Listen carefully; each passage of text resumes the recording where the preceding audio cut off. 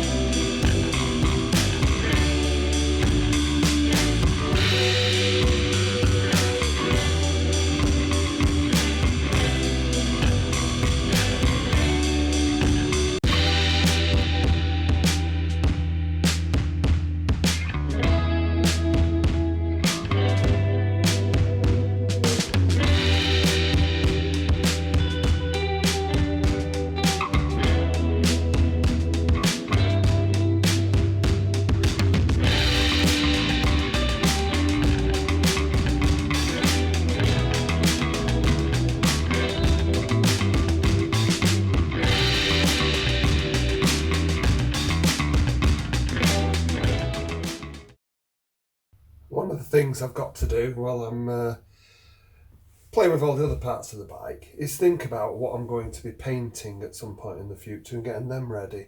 One of the things is I've got this lovely airbox that's got a really nice original colour on it.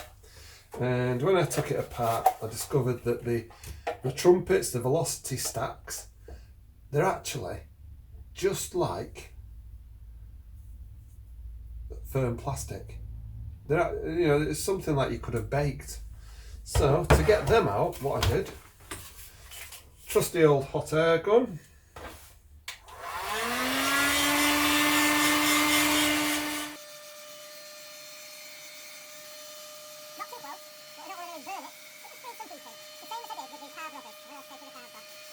Probably enough, let's just have a try.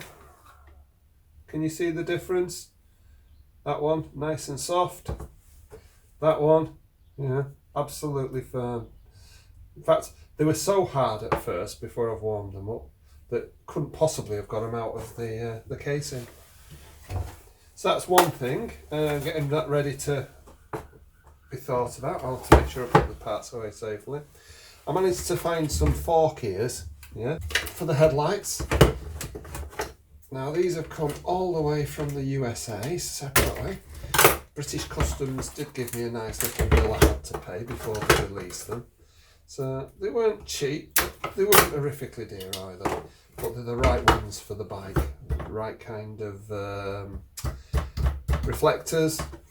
Now, again, I've got the same sort of problem I had with them. So I'm going to remove these first of all. So let's just warm them up.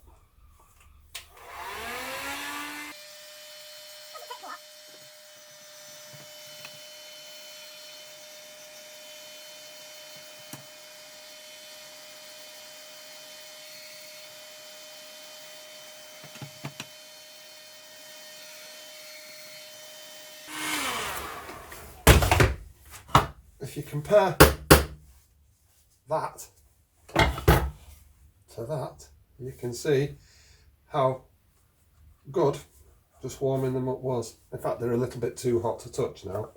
So what I'm going to do is let them cool down a little bit. I'm going to pull them out and I'm going to strip down the fork ears, headlight ears, get them ready for painting. I'm not going to be painting for a while, but you know, it's one of these things that I can get on with. A little bit of spanner rash while I've been trying to prise this off. Even when they've been warmed up, they're not the easiest things to get off. Yeah. Luckily I've got a nice new set. I'm glad I've not got to reuse these. You've always got to be careful you don't break anything you can possibly avoid breaking. Reason being, you don't know if you're going to have to reuse it. Now, to be fair, on a CB750 you can pretty much get every new part, but if it was an older bike or a bike, a rarer model, it might be that that's the only one you can possibly get hold of. I know some people who are doing the sandcasts, they have that kind of problem, that their model had a specific type of thing that was only on about perhaps 100 bikes, and they either have to make replicas or they have to get very, very lucky. Interesting how once they cool off, they go back to being rock solid. There are a number of bits on here that are rubber, and I'm hoping to reuse some of them.